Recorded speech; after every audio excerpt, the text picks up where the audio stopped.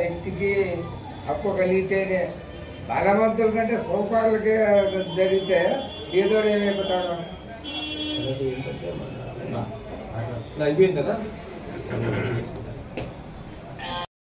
సమాచార హక్కు చట్టం పైన అనేది ఇతర కాన్స్టిట్యూషన్ పైన అవగాహన కల్పించాలా భారత రాజ్యాంగం పైన అనేది ఒకటి.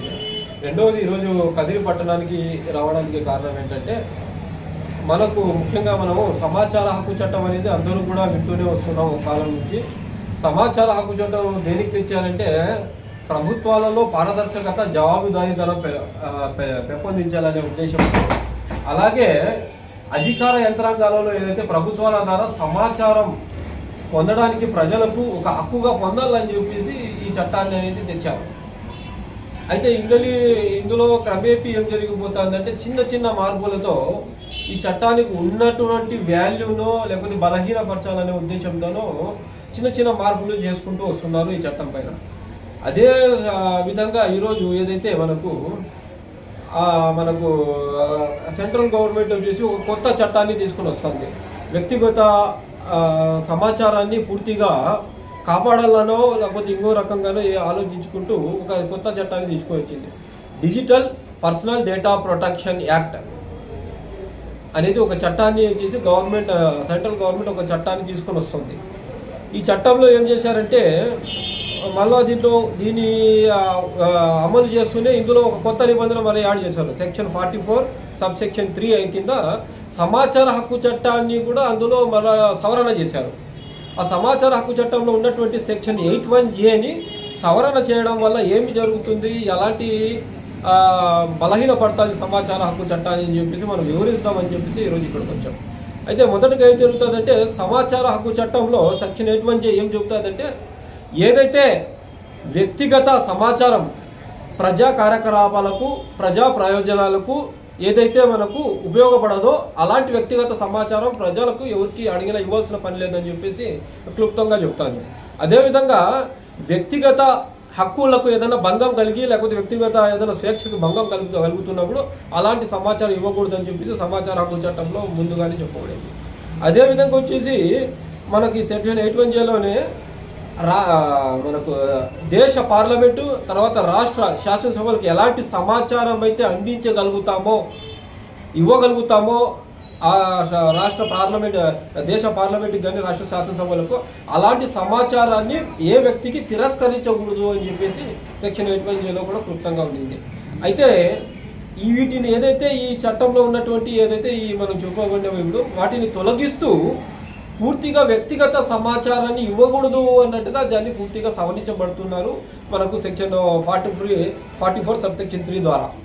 కాబట్టి మనం వీటిని ఏదైతే మనం చేస్తున్నటువంటి ఏదైతే సవరణ జరుగుతుందో వాటితో చాలా మనకు ప్రజా ప్రయోజనం అనేది తగ్గిపోతాయి సమాచార హక్కు చట్టంలో.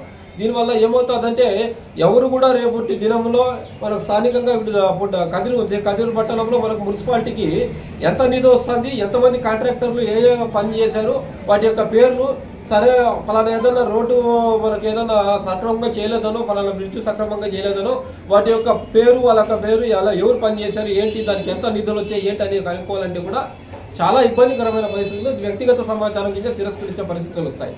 అలాగే మనకు ఏదైనా బ్యాంకుల్లో ఏదైనా సమాచారం ఎవరన్నా మనకు ఎంతమంది మనకు ఇప్పుడు మనకు చూస్తూనే ఉన్నాం, వేల కోట్లు బ్యాంకులకు ఎగ్గొడుతున్నారని చెప్పేసి వస్తూనే ఉన్నాయి పేపర్లలో.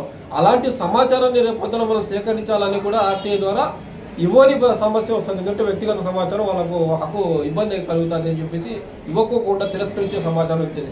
ఇదే కాదు, ప్రతిదీ కూడా మనం ఏదైనా హౌసింగ్ డే కూడా కోరుతుంటాం, హౌసింగ్ డేటా ఇవ్వండి అని చెప్పేసి కూడా కోరుతుంటాం. హౌసింగ్లో ఏముంటుంది, ప్రతి ఒక్కరికి ఎవరికి శాంక్షన్ చేసాము వాటి యొక్క పేరు, వాటి యొక్క సెల్ నెంబర్, వాళ్ళ అడ్రస్ మొత్తంతో పాటు ఉంటుంది. కానీ ఇవన్నీ కూడా ఏమవుతుందంటే పర్సనల్ డేటా కింద వచ్చేస్తుంది. అదే కాకుండా మనం ఓటర్ లిస్టు సేకరించాలనే కూడా దాని కింద ఇబ్బంది అయిపోతుంది లేకపోతుంది. ఎందుకంటే వ్యక్తిగత సమాచారం ఏదైతే పెడతారో అప్పుడు ఏమవుతుందంటే వ్యక్తిగత పేరు, వాళ్ళకు సెల్ నెంబరు, వాళ్ళ యొక్క అడ్రస్ ఇవన్నీ కూడా వ్యక్తిగత కిందకే వస్తుంది.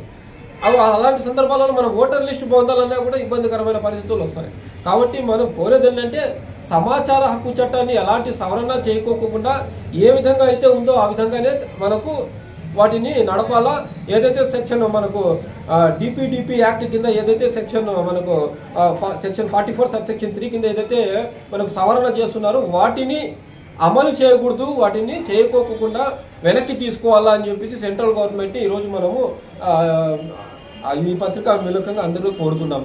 అదేవిధంగా మనం ఏమో కోరుతున్నామంటే రాష్ట్ర వ్యాప్తంగా ఎవరైతే మనకు ఆర్టీఐ కార్యకర్తలు ఉంటున్నారో వాళ్ళు కూడా, అలాగే ఇతర సంస్థలు ఎవరైనా కూడా వీటిపైన అందరూ కూడా ఆలోచించి విలేకరులతో పాటు, ఎందుకంటే అందరూ కూడా తిరస్కరించాల్సిన సమయం వస్తుంది ముందు. ఎందుకంటే రేపు పొద్దున మనం ఎలాంటి డేటా సేకరించాలనుకున్నా కూడా ఆర్టీఐ కింద సేకరించలేని పరిస్థితి వస్తుంది దీని కింద.